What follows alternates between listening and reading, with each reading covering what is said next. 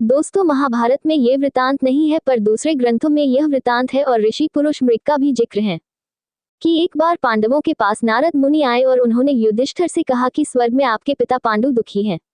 कारण पूछने पर उन्होंने कहा कि पांडु अपने जीते जी राजसूय यज्ञ करना चाहते थे, जो न कर सके। ऐसे में आपको ऐसा कर उनकी आत्मा को शांति पहुंचना चाहिए। तब पांडवों ने राजसूय यज्ञ आयोजित किया। आयोजन को भव्य बनाने के लिए युधिष्ठिर ने यज्ञ में भगवान शिव के परम भक्त ऋषि पुरुष मृगा को आमंत्रित करने का फैसला किया। ऋषि पुरुष मृगा जन्म से ही अपने नाम के जैसे थे। उनका आधा शरीर पुरुष का था और पैर मृग के समान थे।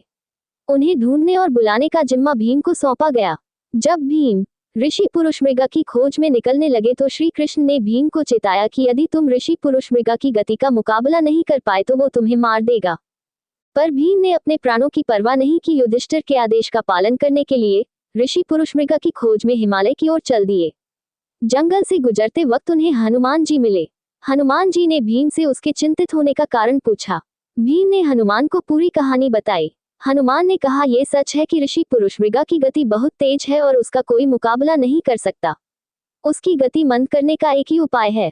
चूंकि वो शिवजी का परम भक्त है, इसलिए यदि हम उसके रास्ते में शिवलिंग बना दे तो वो उनकी पूजा करने अवश्य रुकेगा। हनुमान ने ऐसा कहकर भीम को अपने 3 केश दिए और कहा कि जब भी लगे कि ऋषि पुरुष मृगा तुम्हें पकड़ने वाले हैं तो तुम एक बाल वहां गिरा देना। यह एक बाल 1000 शिवलिंगों में परिवर्तित हो जाएगा। ऋषि पुरुष मृगा अपने स्वभाव अनुसार हर शिवलिंग की पूजा करेंगे और तुम आगे निकल जाना। उसके बाद भीम आज्ञा लेकर आगे बढ़े। कुछ दूर जाकर ही भीम को ऋषि पुरुष मृगा मिल गए, जो भगवान महादेव की स्तुति कर रहे थे।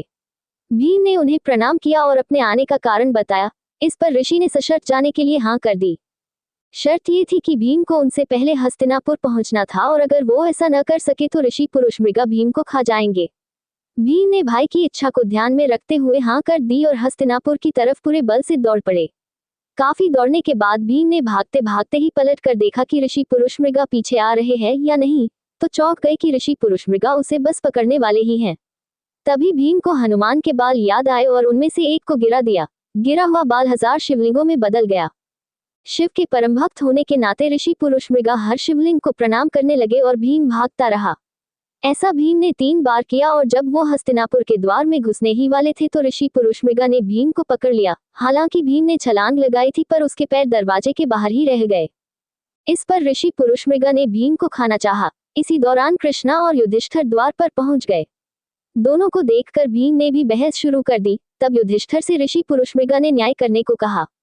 तब युधिष्ठिर ने कहा कि भीम के पांव द्वार के बाहर रह गए थे, इसलिए आप सिर्फ भीम के पैर ही खाने के हकदार हैं। युधिष्ठिर के न्याय